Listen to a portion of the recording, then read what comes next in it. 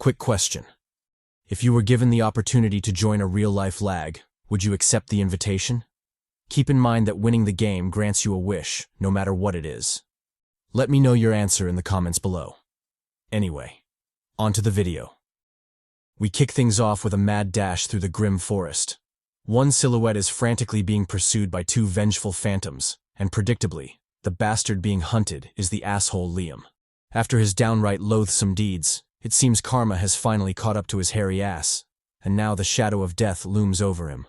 The hateful fucker, true to his cockroach nature, refused to go down so easily. He paused in his pathetic retreat and launched a counterattack on our boys, pelting them with the finger rifle skill. Our Chads, however, were Gs. They easily evaded or tanked the hits, finding no challenge in the pitiful attack. Liam, noticing this, cursed his luck. To think these bastards would push him this far. Well, since it had come to this, he had no choice but to use his trump card. Thinking so, the baboon motherfucker made a beeline out of the forest, heading for the sea in the distance. Upon reaching the shore, he immediately took a fighting stance, resuming his fingering of the boys. Wait, hold up. That doesn't sound right. Let's try that again. He immediately resumed his finger bang on the goddammit.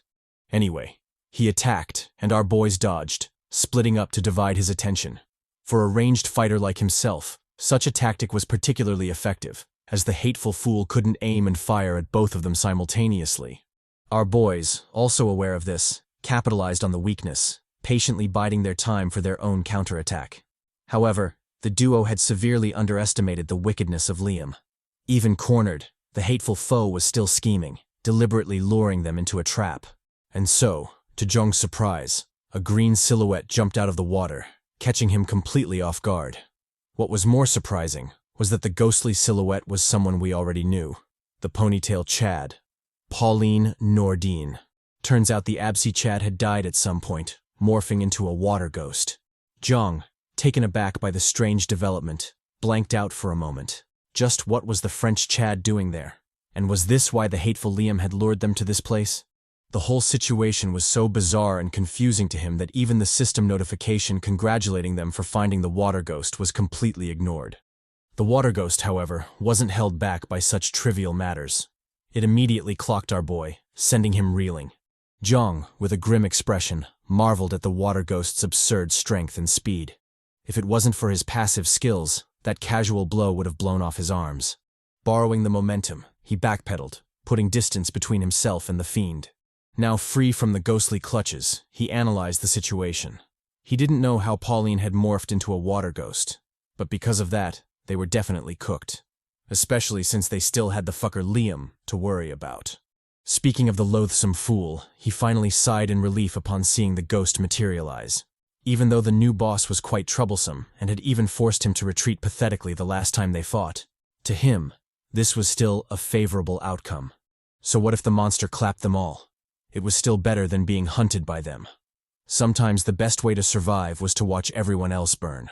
Flashing Dwayne a cocky smile, he wished the Chad good luck in the upcoming battle. Oh, and just in case he was curious, it was indeed him who led to Pauline's current state. Of course, it wasn't intentional. He'd been scheming and backstabbing. You know, the huge. When the Chad suddenly turned into a water ghost. Turns out killing someone by the sea leads to them morphing into a water ghost. An oversight that almost cost him his life. Anyway, he'd done all that to get Pauline's souls, but because of the sudden transformation, he was forced to escape pathetically. Dwayne, hearing the asshole's rambling, immediately exploded in rage. Even at this point, this Liam bastard continued to surprise him with his trashiness. If he couldn't end this scum of a human, then he'd have no right to call himself the Unit Dwayne.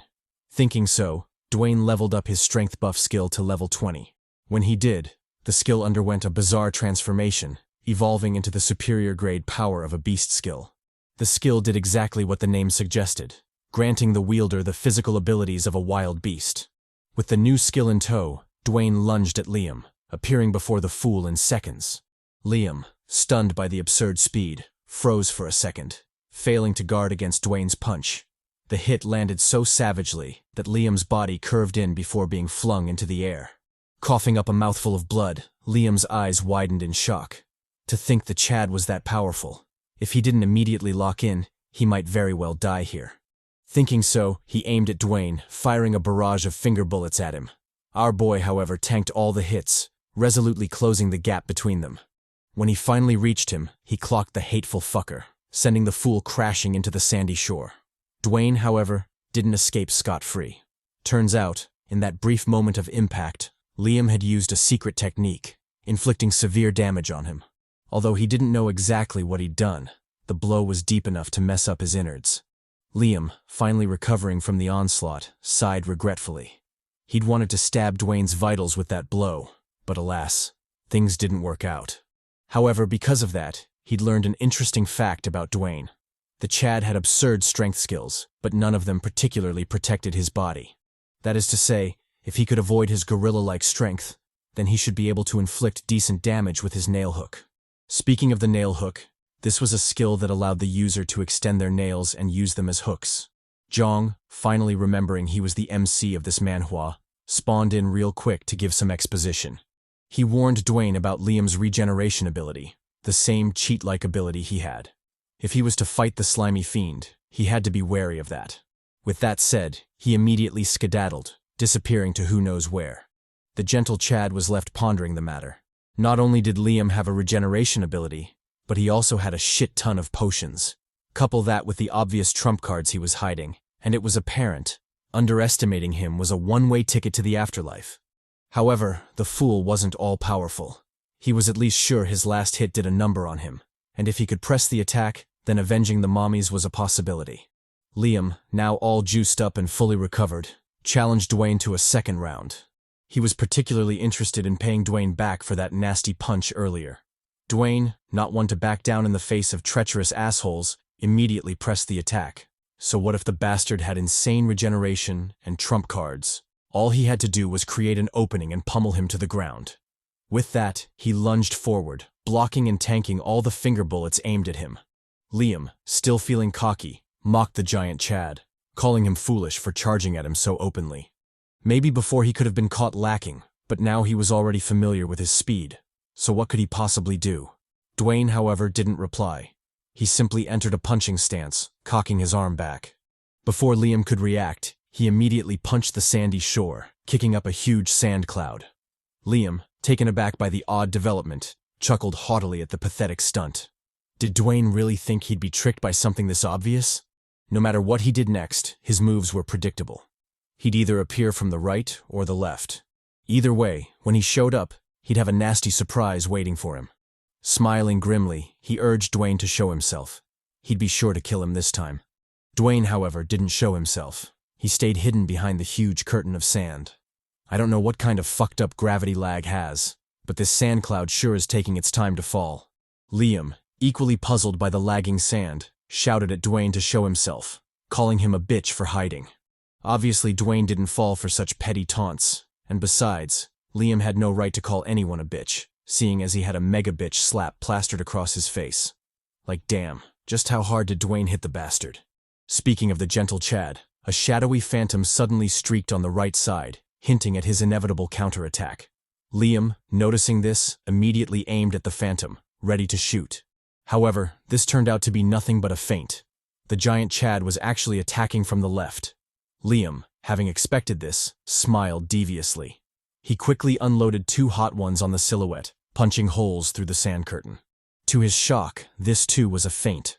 The giant Chad didn't attack from either direction. Instead, he blitzed through the middle, drop-kicking the living shit out of Liam. The blow sent the bastard reeling, causing him to crash pitifully into the hard ground. Despite his grave injuries, our boy didn't let up. He swiftly closed in, preparing another stomp attack on the hateful fellow. Normally, he wouldn't be doing this, but for Liam, this loathsome fucker, he was ready to make an exception. Saying so, Dwayne landed a vicious stomp kick on Liam's knee, causing the bastard to wail in agony. As satisfying as this was to see, it was also such a shame. I mean, his balls were right there. Why didn't he stomp on them fuckers instead? Anyway, I digress. Liam, enraged and in pain, launched his counterattack, pelting Dwayne with a barrage of finger bullets. Our boy, however, easily shrugged off the blows. What were a couple of puny bullets to his Chadly physique? Rather, he held onto Liam's treacherous hand, breaking it like a twig.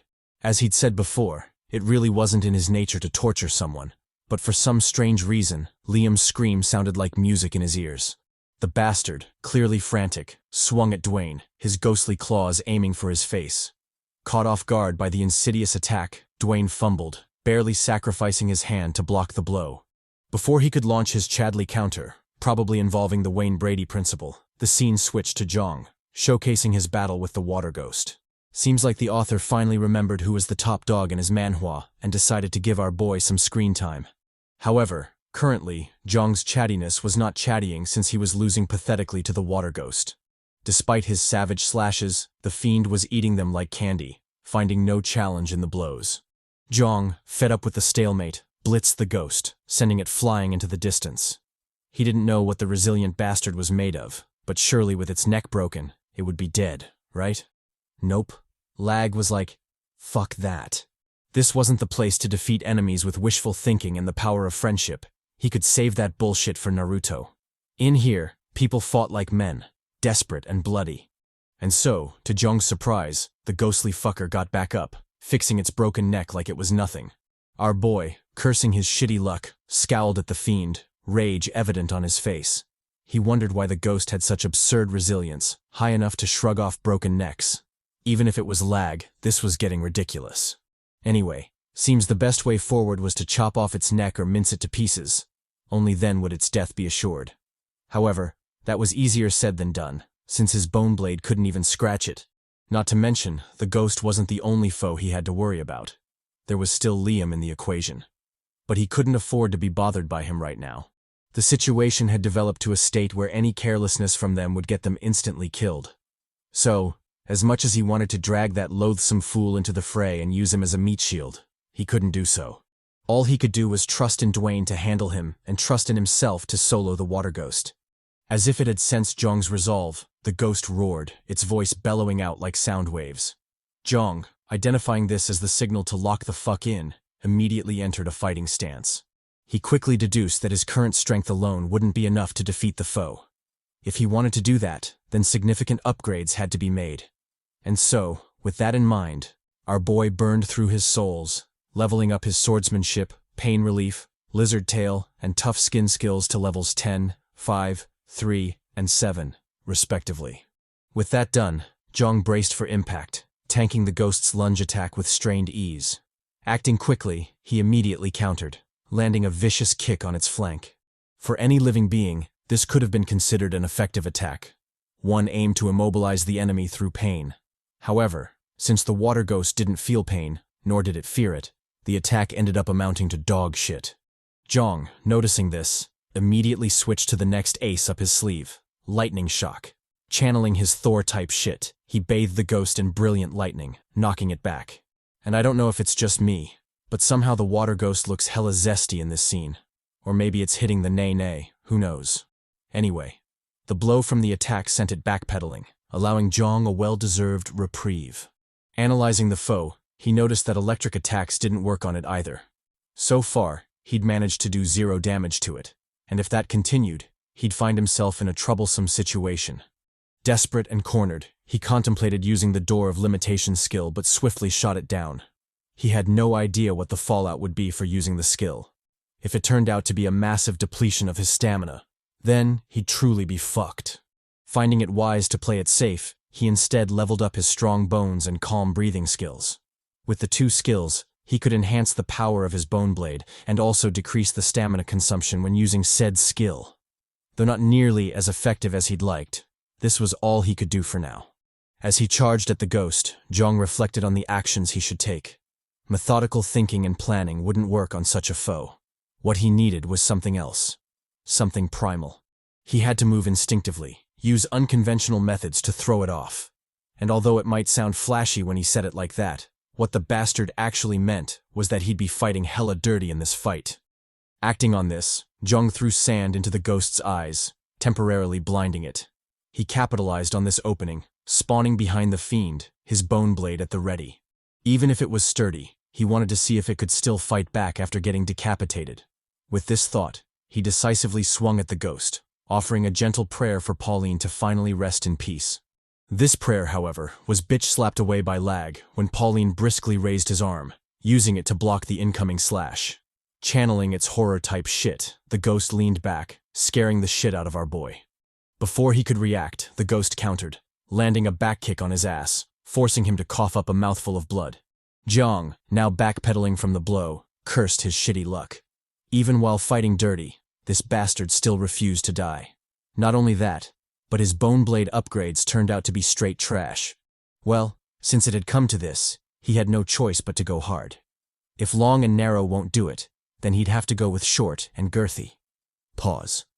In this state, he was sure he'd be able to do a number on the resilient fucker, especially if he aimed at the neck it had been instinctively protecting. As Jeong was still organizing his big-brain plots destined to be bitch-slapped by the water ghost, the fiend in question was making some bizarre moves. Crouching down, it lunged at our boy, its arm performing a strange clawing motion. When it did so, a ghostly black aura enveloped its hand, causing alarm bells to go off in Jeong's mind.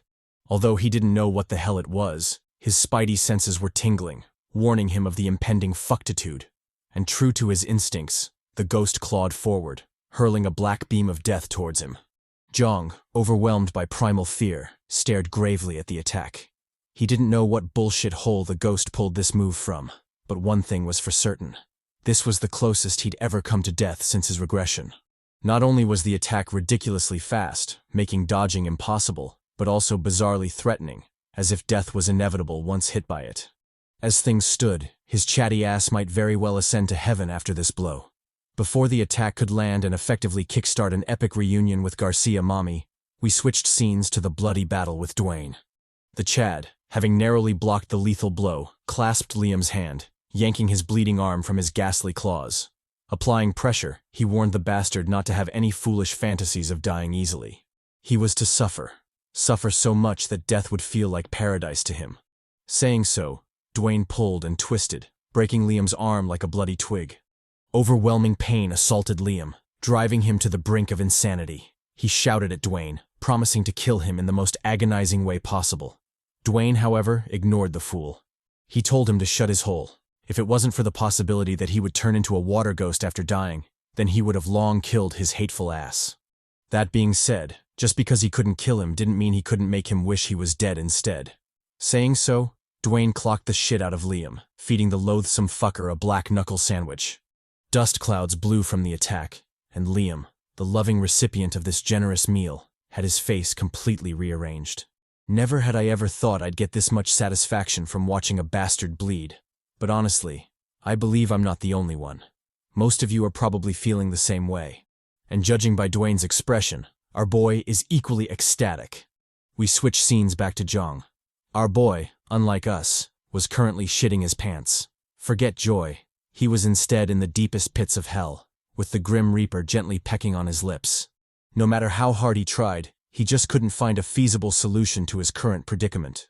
All his skills and equipment were useless, and the only choice left was to somehow tank it and pray for the best. As he was still resigning himself to fate, a Chad in shiny armor came along, saving his doomed ass from death. Dwayne, with his power of a beast skill, roared at the claw attack, eating away at its absurd power. Jeong, capitalizing on this weakness, slashed apart the death beam, barely clinging to his life in that desperate moment. The ghost, however, wasn't done with its offensive. It immediately pressed the attack, lunging decisively at our boy. Caught off guard by the relentless barrage, Jeong tanked a punch from the water ghost, causing his innards to tremble violently. Dwayne, jumping back in, clocked the ghost, sending it reeling into the distance. With that assist, Jeong finally got a breather, which he used to settle his chaotic state. Done with the adjustments, our boys immediately pressed the attack, leaving no room for the ghost to adapt. Performing a jump attack, Jeong slashed off the ghost's hand, bathing his short sword with its blood. Dwayne, not to be outdone, charged back in, landing a brutal low kick on the fiend's leg. The fiend, however, was done playing punching bag. It countered Dwayne's blow, connecting a double punch to his chest. Jeong, capitalizing on the opening from its wild swing, lunged back in, his bone blade screaming murder. On the other end, Dwayne also pressed forward, effectively trapping the ghost in a pincer attack. Finding itself caught between two giants, the ghost had no choice but to abandon protecting its neck and face both sides simultaneously. Our boy, noticing this, smirked widely. This was the chance he'd been waiting for. With the ghost unable to protect its neck, This was the best moment to slash off its hateful head. And so, with that thought, Jeong pressed forward, nimbly dodging the ghost's counterattack. Borrowing from his swing momentum, he delivered a nasty slash to the fiend's neck, hoping to decapitate the fool. However, the boss's neck turned out to be hella sturdy, forcefully blocking the sword slash. At that critical moment, Dwayne spawned the fuck in, connecting a savage punch to the ghost's face. Under Dwayne and Jeong's collective attacks, the fiend finally succumbed, losing its head in glorious fashion. With that, the battle ended, and the Chad Pauline was finally freed from his torturous fate. Jeong, recalling he still had another asshole to handle, asked Dwayne about Liam. The gentle Chad told him not to worry. Considering the state Liam was in, he was practically dead. In fact, there was no need to tell him. He could see for himself. However, when he turned around to show Jeong, the bastard Liam was nowhere to be seen. Dwayne, visibly shocked, quickly ran to the bloody shore, wondering where the cockroach motherfucker had gone. Even in that state, had that hateful bastard really escaped? The MC, analyzing the blood trails, deduced that Liam must have escaped into the sea, a fact that made tracking him insanely difficult. Dwayne, however, was adamant. He insisted on chasing down Liam. With his injured state, he couldn't have gone far. Jeong immediately brushed off the idea, instead focusing on something else. He asked Dwayne if there was a possibility Liam would turn into a water ghost if he died in the sea.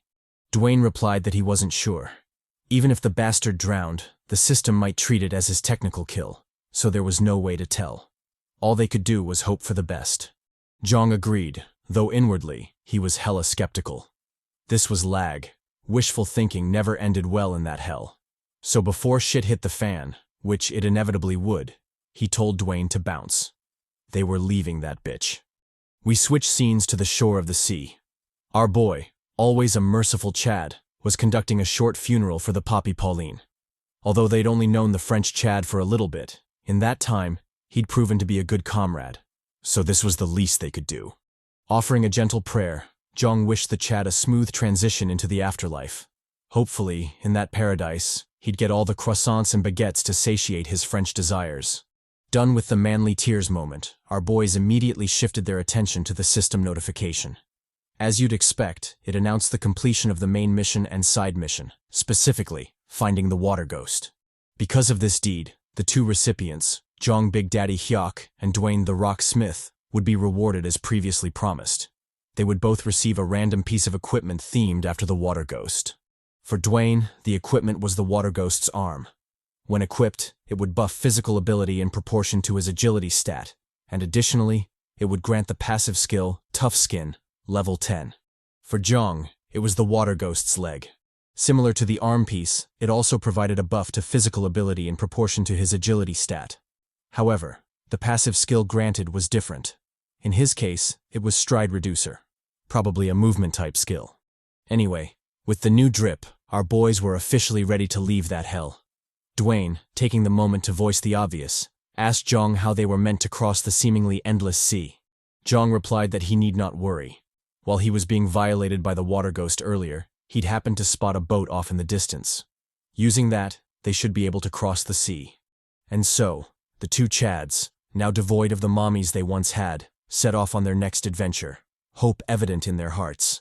If L.A.G had any shred of decency, it would send some baddies their way. However, they didn't hold out hope for that, especially since the sadistic author would just kill them off again. We switch scenes to the two Chads still braving the boundless sea. Dwayne, suspiciously more talkative than usual, worriedly asked Jeong if it was okay to proceed like that.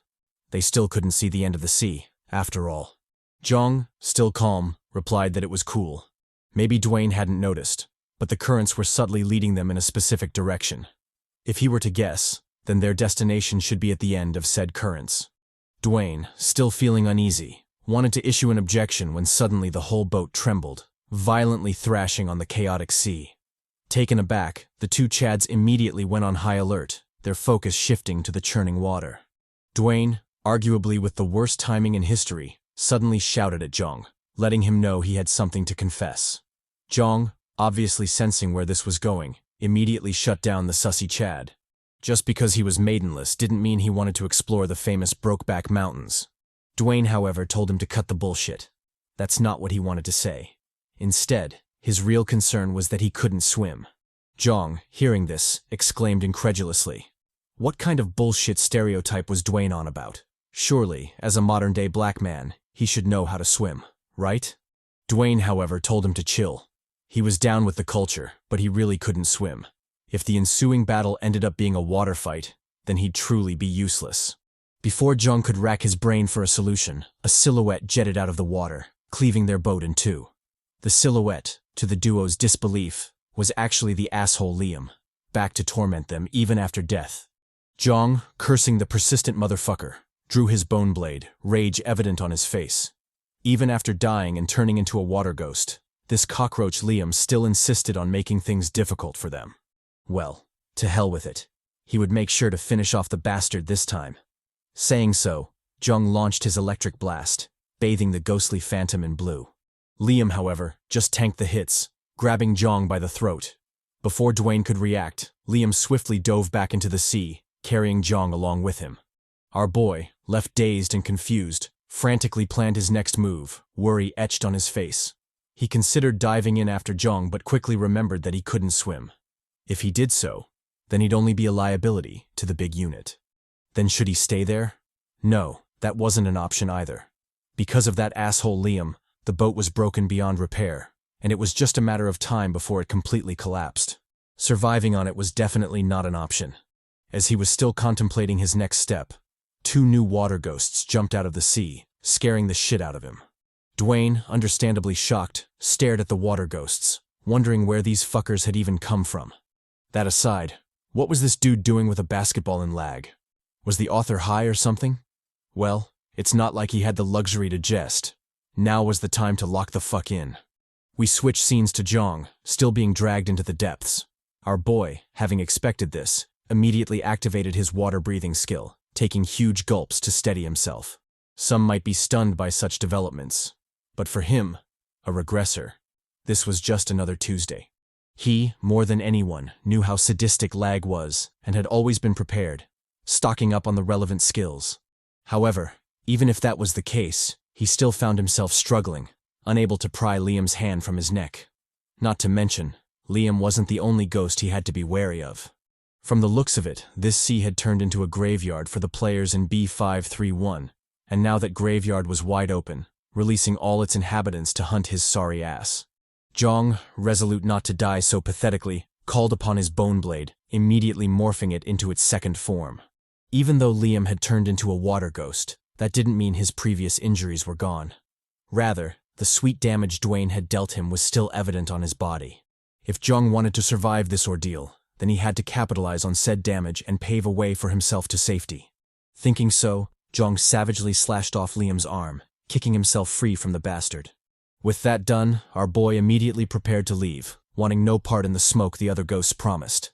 However, before he could move, he suddenly saw a massive wall in front of him, causing him to hesitate. Jeong, brows furrowed, wondered what the hell was going on. From what he could remember, there wasn't a wall in the sea when he was still above water, so what the fuck was this?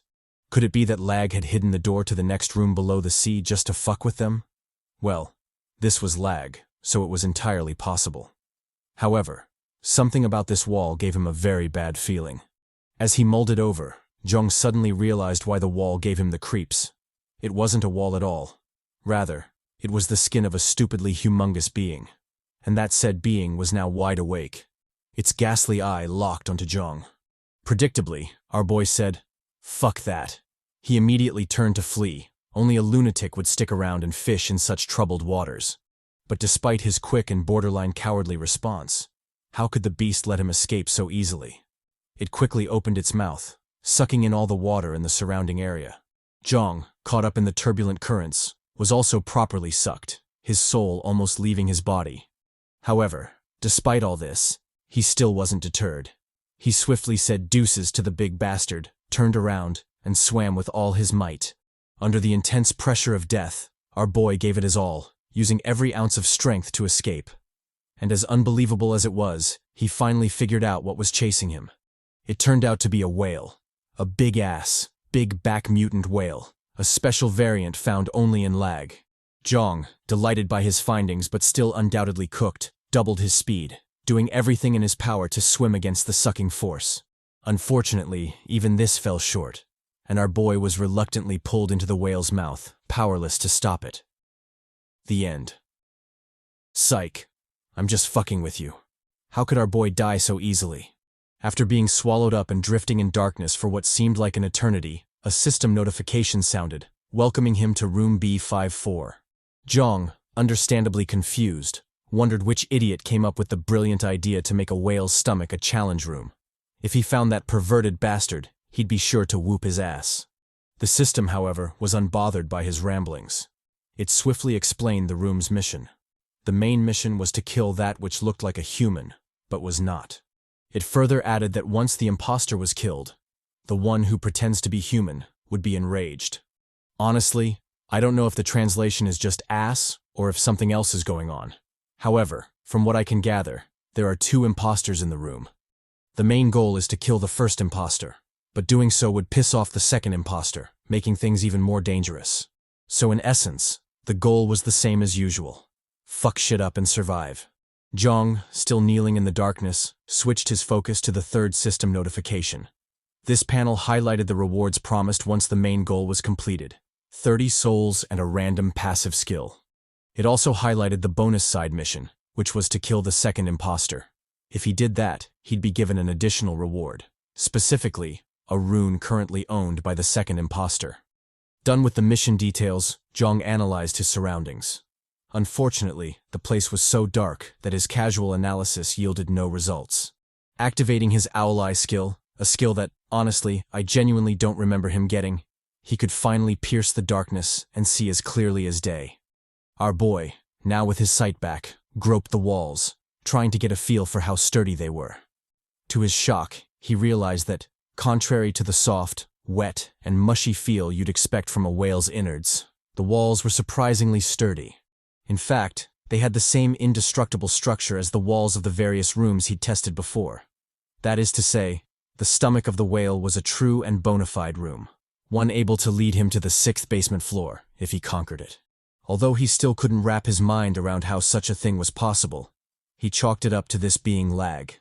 Anything was possible in that hell. Deciding not to dwell on it, Jeong inevitably had his thoughts wander to the CHADY. He sincerely hoped the unit survived, even if the possibility of that happening was low. Damn it, of all the black stereotypes Dwayne could have chosen to portray, why the fuck did he pick not knowing how to swim? That was such bullshit. Because of that, he might very well lose his best comrade in that hell. Well, it had already happened, so there was no point in fretting over it now. His mission remained the same. He would survive, conquer, and escape L.A.G, even if he had to do it alone. Acting on this, Jeong resolutely made his way down the gloomy corridor. Well, it couldn't really be called a corridor, more like the innards of a whale. Or, in other words, he was deep in them guts. After walking for a while, Jeong heard a low rustling sound from up ahead, causing him to pause. Though it was still indiscernible, he could vaguely identify it as the sound of footsteps. And if there were footsteps, then it only meant one thing. He wasn't the only one alive there. Acting quickly, Jeong immediately summoned his bone blade and entered his fighting stance, ready for whatever shit might fall. However, even after waiting for a bit, the other party didn't make their move. It seemed they too had sensed Jeong and responded accordingly. Our boy, mulling it over, deduced that the other party must be setting up an ambush just as he had been doing.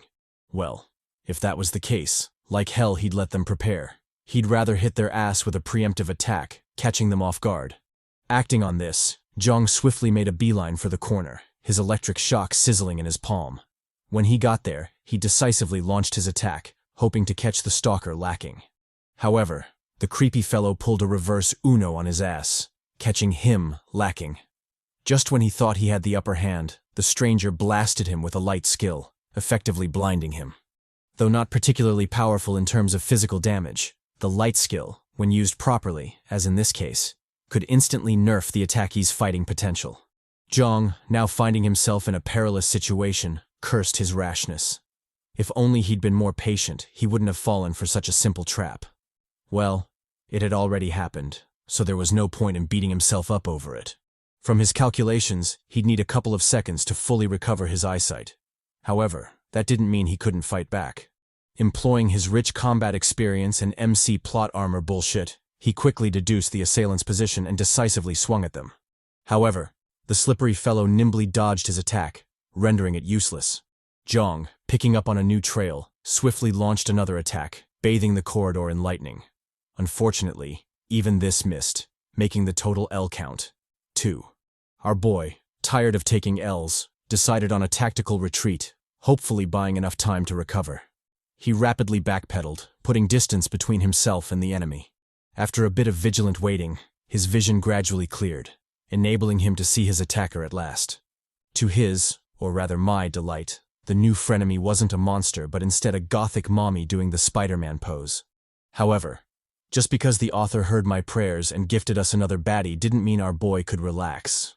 From their short exchange earlier, he'd identified her as a formidable enemy, one capable of giving even him a hard time.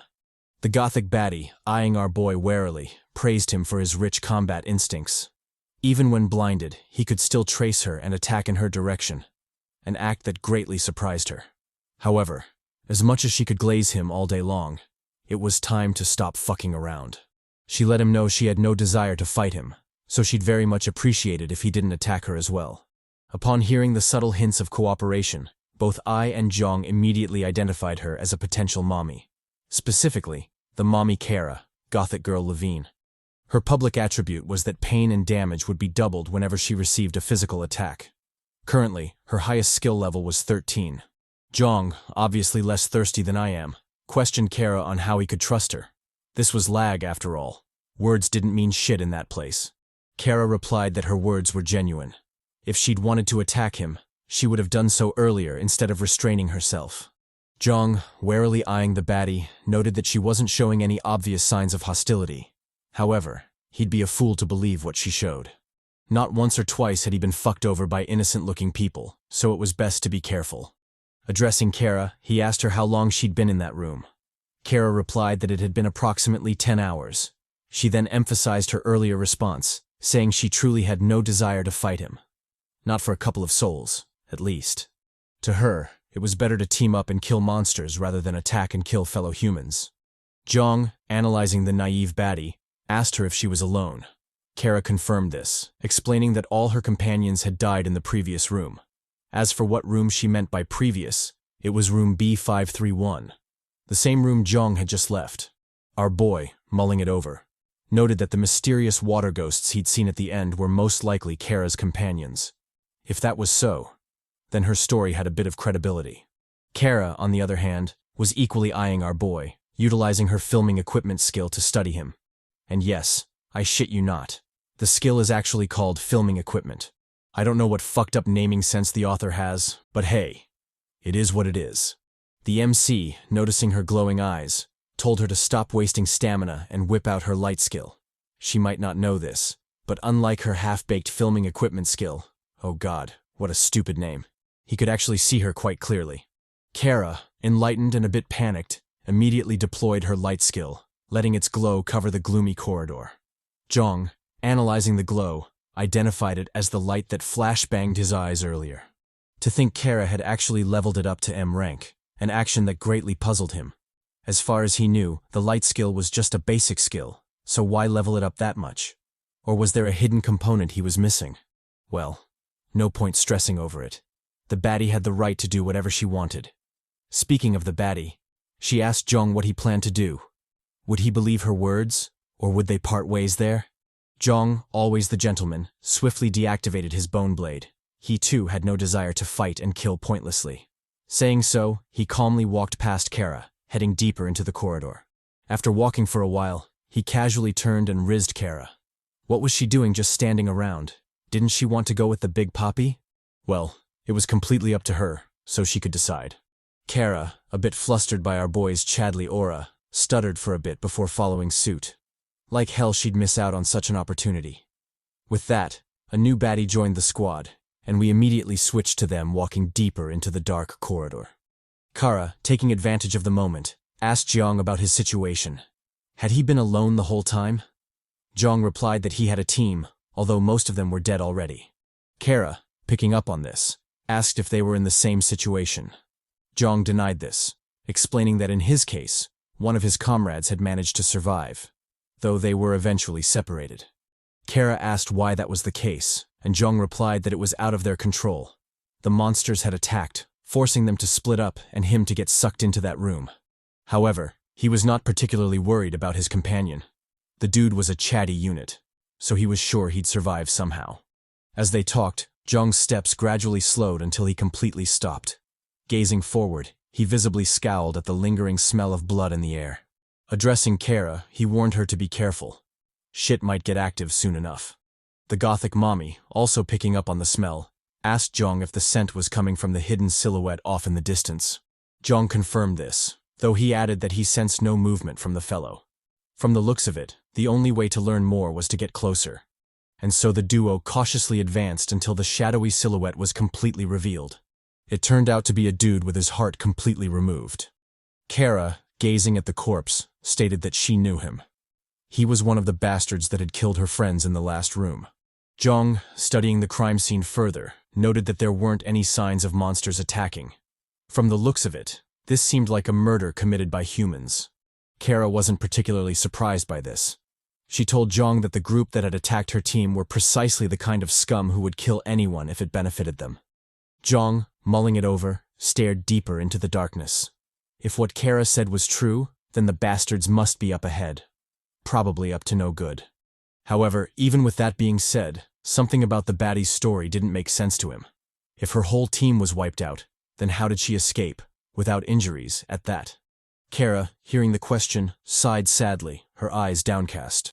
She let Jeong know that the attack was an ambush. They were facing off against the fishmen when suddenly a group of 4 ambushed them from the rear, causing significant casualties to their group. Deeming it a lost battle, she, alongside Pauline, made a run for it, barely escaping with their lives.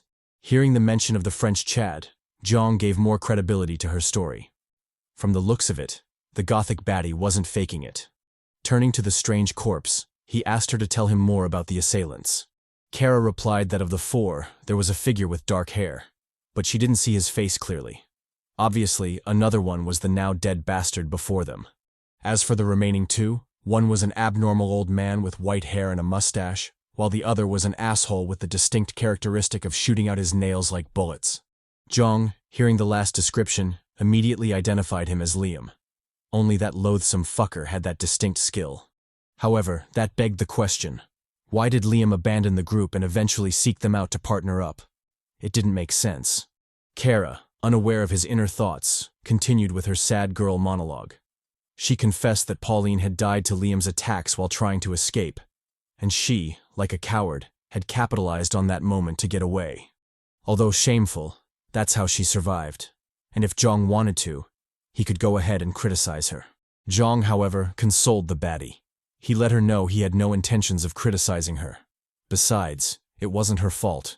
Anyone would have reacted the same way when faced with the same situation. Channeling his Fang Yuan type shit, he told the baddie that life was all that mattered. Only fools would die for stupid things like revenge and bravado. In this life, true bravery was surviving no matter what. Only when alive would you have the chance to take the next step. And besides, with how things ended up, it could be said that Pauline's grudge was somewhat resolved. Kara, hearing this, puzzlingly asked what he meant. Jeong replied that Liam, the bastard, had a bit of history with them. When they met, they made sure Liam went swimming with the fishes. Quite literally.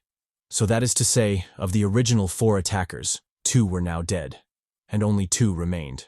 Kara, hearing this, heaved a sigh of relief. At least some of her comrades' grudges had been resolved. However, if this fool was here, didn't it mean the other 2 were probably lurking nearby?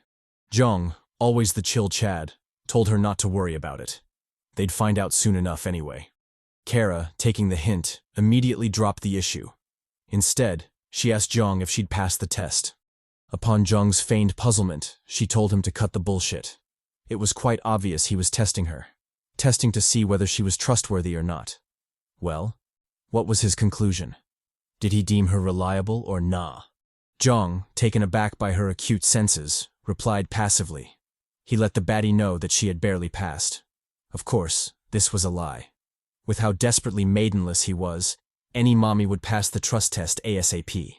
Kara, however, had no idea how severely parched Jeong was. She falsely chalked up his response to him being cold. Well, not that it bothered her. It was actually better if he didn't trust so easily. Our boy, tactically switching the topic, questioned Kara about her individual battle prowess. Did she have enough strength to solo a fight? Kara replied that she was blessed with them hands. So long as she wasn't ambushed, she could guarantee a victory against most players. As she was still self-glazing, rustling and groaning sounds came from up ahead, causing them to stop. The duo, now on high alert, watched attentively as a bloody hand rounded the corner, followed by a severely injured man. The bastard, with a gaping hole in his flank, desperately called out to them, begging to be saved. However, upon learning that he was one of the two attackers, Jeong instead entered a battle stance, ready to fuck shit up. This, however, wasn't necessary, as the Mohawk motherfucker soon toppled, dying pathetically due to his wounds. Kara, taken aback, asked Jeong what was up with the treacherous fool. Jeong replied that, judging by his familiar wounds, he must have been done in by the same person who killed the other dude. As for why he'd done so, he had no idea. As he was still mulling it over, a new silhouette rounded the corner, catching him off guard. Jeong, visibly spooked, wondered how the creepy dude had sneaked up on him, bypassing his flawless detection. Not only that, but the old perv wasn't human, as evidenced by the fact that his character panel displayed his characteristic instead of his public attribute, as is the case when encountering a monster. Speaking of the character panel, it highlighted the monster's name, Zepeckio. Its characteristic was that it was similar to humans, but not quite. Currently, its highest skill level was 18. The crazy motherfucker, eyeing the duo, praised them for looking like a great couple before losing all interest in them. It then shifted its focus to the dead bastard, casually collecting his souls. Jeong, witnessing this, immediately went on high alert. Never in his multiple regressions had he ever heard of a monster like this. Not only that, but the bastard seemed capable of using souls, which was truly outrageous. If he were to guess, then this being was the true reason Liam abandoned that group and sought them out. Zepeckio, with a crazed look in its eyes, finally turned to face the duo, urging them to partner up with it. Jeong, however, ignored that bullshit. Who would be crazy enough to team up with a monster? And besides, the fact that this thing could freely move between rooms meant it wasn't to be underestimated. How could he add such a time bomb to his squad? Thinking to this point, our boy immediately locked the fuck in, burning his souls to level up his skills. He leveled up Calm Breathing and Electric Shock to levels 15 and 10. Upon reaching level 10, Electric Shock underwent a qualitative change, morphing into the superior skill Electric Level 1. With this new skill, he gained the ability to freely morph and shape the electricity to his desired form. Done with his preparation, Jeong swiftly entered a fighting stance. Zepeckio, noticing the duo had no intentions of submitting, immediately changed its tone, instantly becoming more aggressive. It warned the duo not to refuse, as refusal meant they'd be killed by him. On top of that, if they still refused, then he'd make sure to properly entertain Kara, giving her a bit of this and that. Damn, this bastard. Kara, hearing that, immediately got enraged, yeeting the pervert bastard with a fireball. Turns out the casual light she was using was actually a level 9 fireball, capable of outrageous damage. Jeong, realizing this, sweated slightly. However, because of that, he was finally convinced of Kara's sincerity. She truly had no desire to fight humans. Locking back in, our boy manifested his electric skill, morphing the currents into a whip shape. Addressing Kara, he laid out the battle plan. He'd restrict Zepeckio's movements while she attacked the fucker from the back. With that said, Jeong immediately lashed out his whip, trapping the beast in an electric bind. The bastard, tanking through the electric shock, threatened Jeong to think through his actions carefully. If he truly rejected his offer, then he'd have no option but to kill them. Jeong, barely keeping the beast at bay, cursed his shitty luck. Who would have thought electric skills would be so useless in L.A.G? Well, it wasn't completely useless. It was definitely dealing damage to Zepeckio.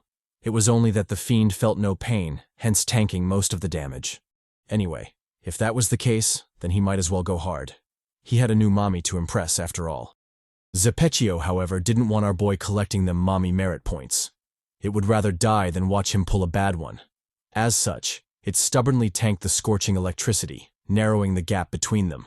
Jeong, cursing the fiendish bastard, stared tensely as it charged at him. Who would have thought the freak would disregard its own injuries just to kill him?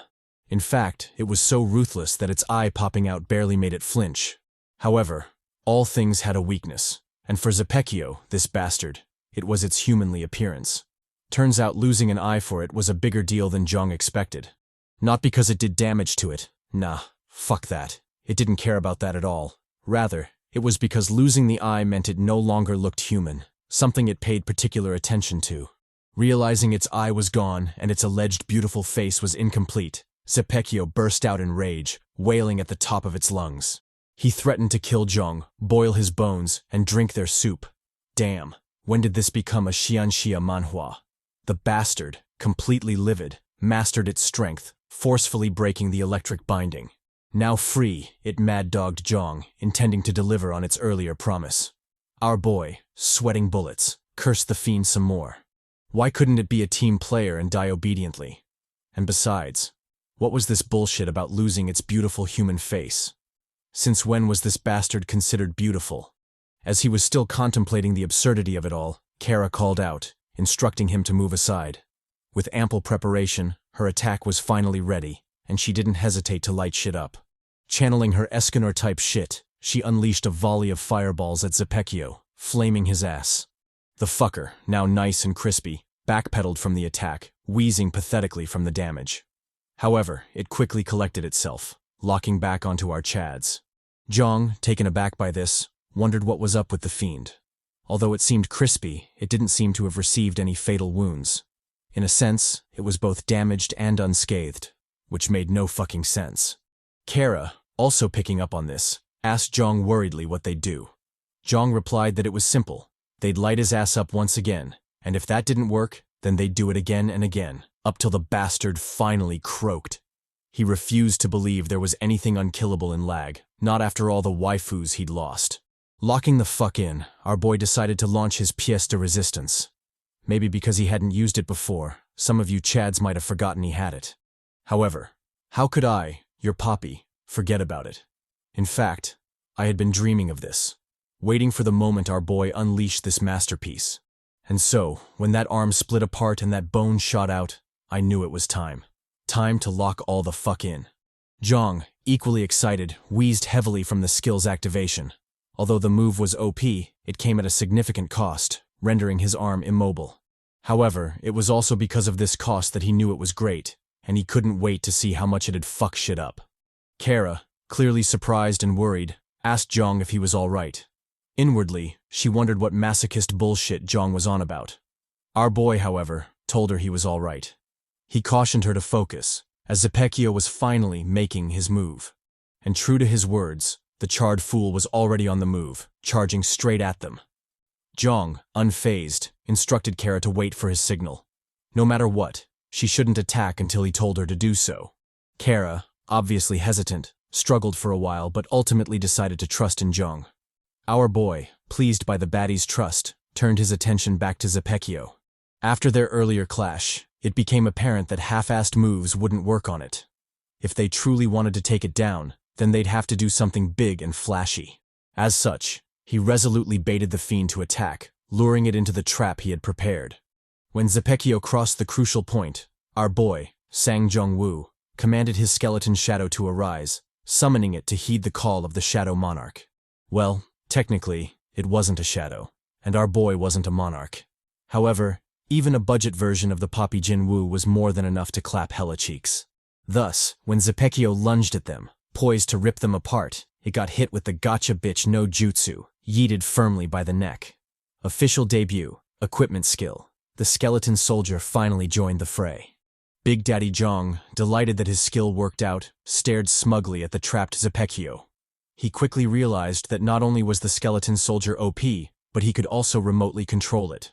That is to say, he could sit back while his skelly chad fucked shit up, reaping the rewards while putting in zero effort. However, the skill also had a rather grave downside.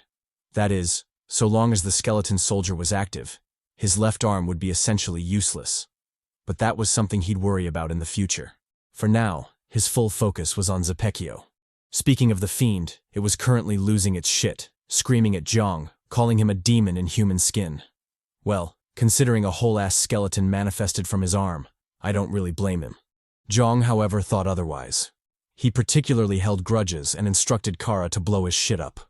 The gothic mommy, clearly itching for some action, immediately let it rip, activating her strongest skill.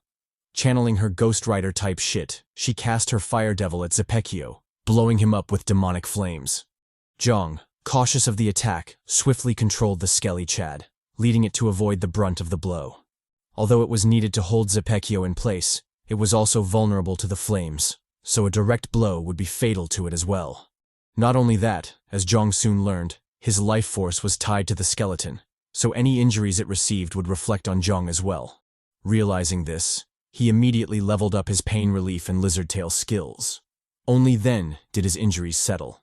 As for the skelly Chad, though they had a shared life force, it also had a self-healing factor, meaning it would regenerate its own injuries regardless of Jeong's input.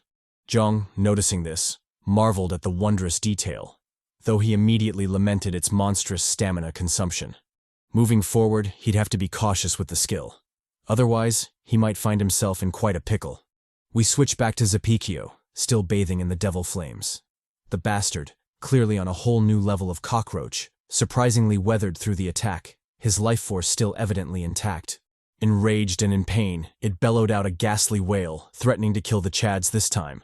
Kara, however, wasn't down for the cliché villain monologue. She immediately lit his ass up, forcing Zepeckio to stop his monologue and defend clumsily. The baddie, surprised that the fiend could still block, worriedly asked Jeong why the fucker wasn't dead yet. Our boy, equally confused, asked why she was asking him. It wasn't like he was the encyclopedia of L.A.G. Well, technically, he was. But even he was puzzled by Zepeckio, finding the beast an enigma. On one hand, he was hella weak, suffering their attacks pathetically, while on the other hand, he was tanking those attacks, suffering 0 fatal injuries despite the onslaught. It truly was a bizarre case. Zepeckio, frantic from the beatdown, howled at them, cursing them for turning their backs on him. As he'd expected, L.A.G wasn't a place trust could exist. It was a deceitful hell, filled with treacherous bastards. Saying so, he eliminated all restraint, lunging at the duo with murderous intent. Jeong, however, had something for his charred ass. He swiftly controlled the skelly Chad, leading it to tackle Zepeckio. Doubling down, he comboed the move with an electric blast, zapping the shit out of the fiend. Zepeckio, helpless against the onslaught, decided on a more desperate counter, opting for a mutually destructive approach. If the skelly Chad wouldn't let him go, then he'd drag the bastard with him to hell. Thinking so, he grabbed onto the skelly, jumping high into the air.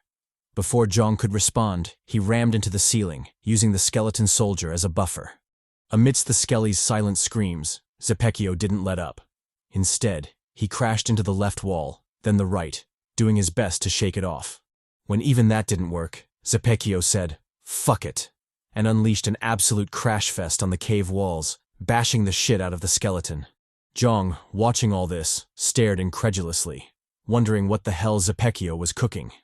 Even though it was a dumb beast, surely it must know that destroying the skelly Chad wouldn't amount to much, right? Well, even if that was the case, it was better to be safe than sorry when dealing with shit and L.A.G. As such, he immediately dismissed his skeleton soldier, summoning back his arm bones. Surprisingly, when the bones returned, they set back in like a messed up jigsaw, needing no additional healing. And although this made no fucking sense, we can chalk it up to this being L.A.G. Nothing made sense to begin with. Our boy, now a retired budget Sung Jin-woo, stared cautiously at his arm, trying to assess any hidden drawbacks. When he realized there were none, he instantly shifted his focus back to Zepeckio, who, for some reason, was still thrashing the cave walls. Choosing to ignore him for now, he asked Kara if she had any big damage moves left. Kara replied that she indeed had something. However, for it to land, Zepeckio had to be restrained for a while. Jeong, hearing this, told her not to worry. If that's all she needed, then he'd deliver, even if he had to hold him down by his teeth. As he said this, a silhouette suddenly crashed beside him, catching him completely off guard. To his and Kara's surprise, the silhouette turned out to be Zepeckio, who'd moved at incredible speed, landing right between them. Capitalizing on their stunned shock, Zepeckio immediately made his move, charging straight for Kara. According to him, the one most deserving of death was this gothic wench, as without her, he wouldn't have been cooked so badly. Jeong, a fraction too late, watched helplessly as Zepeckio's arm tore through the air, aiming straight for Kara's heart. Cursing his shitty luck, he wondered if the bastard author wanted to kill off another of his baddies, forever trapping him in this maidenless hell. Well, fuck it. If that's how the author wanted to play it, then he had no choice but to revolt. If he had to secure his waifus on his own, then that's exactly what he'd do. Thinking so, he immediately reflected on what he could use to counter this threat. After mulling it over, he finally arrived at a feasible yet extremely dangerous solution. However, what choice did he have? If he didn't act now, Kara was as good as dead. Finding no other solution, Jeong resolutely activated his trump card, Door of Limitations. With the skill's activation, a crimson and savage aura burst out from Jeong, buffing his body several times over. Under the skill's effect, his eyes turned demonic, taking on a devilish hue. Jeong, noticing the bizarre changes to his body, immediately cancelled the bone blade, deeming it a wasted effort in this state. Not only was he strong enough to clap anything without it, but he was also losing hella stamina, making the bone blade a liability. With that done, he locked onto Zepeckio, targeting this loathsome fucker. Surprisingly, due to his buffed speed, the fiend was now moving hella slow, almost as if time had stopped around him. But Jeong knew this wasn't an issue of time. This was him moving so fast that everyone else seemed slow in his eyes. Capitalizing on this change, he zoomed towards Zepeckio, clocking the fool on the head. Before it could react, he comboed this blow with a knee strike, thrashing the shit out of the fiend. Not relenting, he proceeded to unleash a barrage of blows on the charred bastard, reducing the once formidable foe into a punching bag. Kara, watching all this, got moist seeing our boy go off like that. She'd known he was strong, but damn, was the chatty poppy always this strong? Back then, under Zepeckio's sneak attack, she'd already resigned herself to fate, believing there was nothing she could do to save her life. But who would have thought this chatty Jeong could come in clutch like that? Our boy, as if sensing the baddie's heart, kneed Zepeckio into the air, opening him up for a finisher move. Acting quickly, he swung at the fool, nailing him deep into the ground. Still not satisfied, he comboed the punch with an axe kick, driving his heel into Zepeckio's skull. With that, he casually backpedaled, eyeing to see what the fiend had left. Kara, noticing his withdrawal, asked what kind of skill that was, and if he had it, then why the hell didn't he use it earlier? Surely he hadn't been saving it for the cliché MC power-up trope, right? However, before she could probe further, the reason for Jeong's hesitation became apparent as he coughed up hella blood, soaking the ground in red. Noticing this, Jeong instantly deactivated the Door of Limitations skill, barely stabilizing his condition. After a bit of wheezing, he suddenly realized how close he'd been to death by recklessly activating that skill. Currently, the Door of Limitations was at level 4, which meant he could open 4 doors. However, just opening the first door caused him such a huge backlash that he was at death's door. If he had foolishly opened the 4th door from the get-go, then he would have died for sure. Thankfully, that didn't happen, and with his pain relief skill, he could somewhat endure the backlash of the deadly skill. But as they say, high risk, high reward. Although the skill was definitely dangerous, it was equally as OP. In fact, with that skill, Jeong was certain he'd whoop any ass, regardless of who they were. Kara, breaking our boy from his self-glazing, worriedly asked him if he was okay. Jeong, however, was clearly not okay. Because of the backlash, he couldn't even open his mouth, and his body was trembling all over. However, there were still moves to be made, so he forced himself to speak. With great difficulty, he managed to warn Kara, telling her to stop fucking around. Just because Zepeckio was beaten didn't mean he was dead, so before the bastard caught them lacking, she should go ahead and finish it off. Kara, snapping out of her daze, immediately locked in, instantly activating her ultimate skill. With a crackling of crimson embers, a majestic blade manifested, bathing the cave in its glow. This chatty flame was the Blade of Flames skill, a level 13 active skill exclusive to Kara. For now, it summoned a blade bathed in intense flames, promising to annihilate all it touched. Armed with the blade, Kara decisively slashed forward, launching the demonic weapon at Zepeckio. The strike landed with a deafening explosion, plumes of fire blossoming in the eerie cave. Our boy, unluckily caught up in the blast, was yeeted back like a ragdoll, skidding pathetically across the rough floor. If any of his baddies saw him in this state, he'd be sure to die a tragic virgin in this life. However, Jeong wasn't bothered by that. Despite the pathetic display, he was low-key glad he could rest up like that. Undoubtedly, the backlash from using the Door of Limitation skill was more than he expected, so any chance to recuperate was more than welcome. Back to Kara. Although she was closer to the blast site, she surprisingly didn't get yeeted back and thus maintained her chadlet aura. I don't know if it's because casters are immune to their skills' effects, or if the bastard author finally started showing some love to the female characters. In any case, the gothic mommy stared down at Zepeckio, eager to confirm her kill. After a bit of quiet waiting, she finally remembered our boy and worriedly asked if he was all right. Jeong, still sprawled on the floor like a wet dog, replied that he was okay. A little bit of blast couldn't do shit to him. Getting back up, he suddenly realized an ominous fact. Although Zepeckio seemed down for the count, the system still hadn't announced the completion of the mission. That is to say, shit was brewing behind the scenes, and he, the puppy Jeong, was destined to receive a whole lot of backshots from L.A.G. Kara, equally worried, asked Jeong if Zepeckio was finally dead. Jeong replied that he wasn't sure, but the method to check was simple. They'd just whoop the bastard until he confirmed whether he was alive or dead. In the meantime, he advised Kara to restore her stamina, and if she had potions to help speed that up, she was better off using them. With that said, Jeong downed a stamina potion and silently walked toward Zepeckio. As he did, he reflected on the room's mission. The system had instructed them to locate 2 imposters. The first was described as what looks like a human but is not a human, while the other was described as what pretends to be human. According to the system, killing the first imposter would enrage the second imposter. Zepeckio, with his bizarreness, was obviously one of the 2 imposters. However, even if that was the case, it still meant there was another hidden imposter out there somewhere, stalking him from the shadows. That was undoubtedly not an ideal situation to be in. The most dangerous cases were those where enemies lurked in the shadows while he was clueless in the light. But even if he worried about it, what would it change? The situation would still stay the same, so he might as well deal with what he could control. Thinking so, Jeong resolutely raised his bone blade, letting the ghostly katana stab at Zepeckio soon after. With a silent ding, the blade bounced off the fiend's skin, leaving only a small dent. Jeong, noticing this, frowned in annoyance. He didn't know what kind of material Zepeckio was made of, but it definitely featured an absurd, defensive quality. In fact, when he was thrashing it earlier in his limitation form, he'd gotten the feeling that he was punching wood. Gazing down at it, he wondered what the hell it might be. And with L.A.G being what it is, it could literally be anything.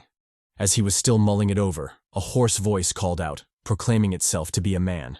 The duo, obviously shocked by this, immediately took their battle stances, ready for shit to pop off. Kara, clearly a curious Dora, asked Jeong yet another question. She wanted to know if Zepeckio had spoken just now. Damn, bitch. What's with the questions? Are you the mommy of questions or something? Jeong, obviously more gentle than I am, replied that he wasn't sure. Just when he wanted to speak some more, the hoarse voice returned, and this time they clearly traced it back to Zepeckio. The cockroach fiend, seemingly allergic to death, wailed out, saying that he was human. He shouted this again and again, venting his frustration that no one believed him. Our duo, with the fuck that no jutsu, immediately distanced themselves from Zepeckio, clearly wary of the tweaking fiend. To their shock, Zepeckio suddenly jetted into the air, crashing loudly into the roof. As the dust cloud settled, a bizarre scene materialized before the duo. Zepeckio, the weird fuck, was pinned to the roof, held in place by a thin pillar. As if that wasn't creepy enough, charred skin and flesh suddenly started to rain down, bathing the duo in a pungent scent. At this point, even a blind person could see that shit wasn't right, and it was undoubtedly time to get the fuck out of there. However, before the duo could move, Zepeckio started screaming again, shouting that it wasn't human. As it did so, the thin pillar holding it up gradually shrank, lowering it slowly to the ground. The duo, noticing this, racked their brains for a solution, wondering what L.A.G was cooking this time. However, the treacherous game didn't keep them in the dark for long. Soon, Zepeckio reached the ground, and its true nature was finally revealed. Most of you might have already guessed this since the name was a bit on the nose, pun intended. But yes, the true nature of Zepeckio was Pinocchio, the beloved and innocent wooden doll who deeply desired to be human. And in typical L.A.G fashion, the cursed game corrupted that idea, giving rise to this vile monstrosity, Zepeckio. Jeong, also realizing this, scowled visibly. He'd known L.A.G was cooking something, but he never thought this would be it. The cursed Pinocchio, however, wasn't going to give him time to settle his feelings. It slowly walked toward them, asking if they were human or nah. In a sickening twist, it grabbed hold of its long nose, brutally breaking it in half. The duo, witnessing this self-mutilation scene, responded in arguably the best way. Lit that bitch up. Who in their right mind would let such an enemy cook? In any case, they decided to feed Zepeckio some fireballs first, and if he survived that, then they'd discuss it later. The fiend, however, said, "Hell nah, we're discussing it now." It easily tanked their attacks, suffering 0 damage. In an enraged tone, it asked them what they were doing. Humans shouldn't behave like that. They should discuss things with words first before resorting to violence.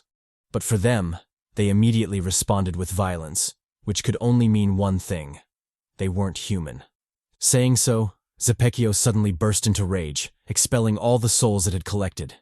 With the souls no longer limiting its body, it quickly grew massive, reaching well over 3 meters. Now in its true form, it mad-dogged the duo, promising to kill them all. Jeong, eyeing the creepy fiend, couldn't help but have a sickening feeling in his gut. No matter how he thought about it, this wasn't going to be an easy fight. Zepeckio, as if proving him right, suddenly started growing again, towering over the duo. It repeatedly promised to kill them, insisting that it wasn't lying.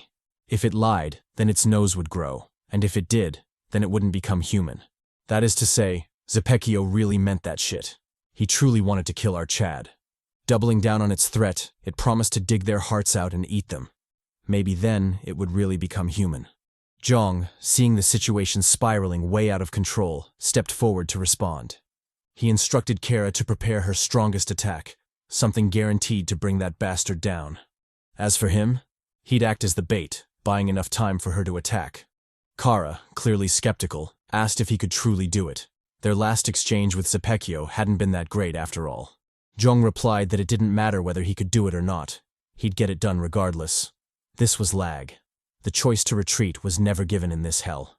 Saying so, he resolutely walked forward before suddenly sprinting off, rapidly closing the gap between them. With the boost from his electric skill, Jeong was very confident in his speed, even daring to challenge the Flash in this state. However, again, this was L.A.G. There was always a bigger dog in this game. Before Jeong could react, Zepeckio suddenly spawned beside him, inches away from his face. Our boy, scared shitless, immediately jumped back, narrowly avoiding a critical attack. Sweating bullets, he wondered how the hell the fiend had gotten so fast. In fact, if it wasn't for his CHADY reaction, he might as well have been cooked with that blow.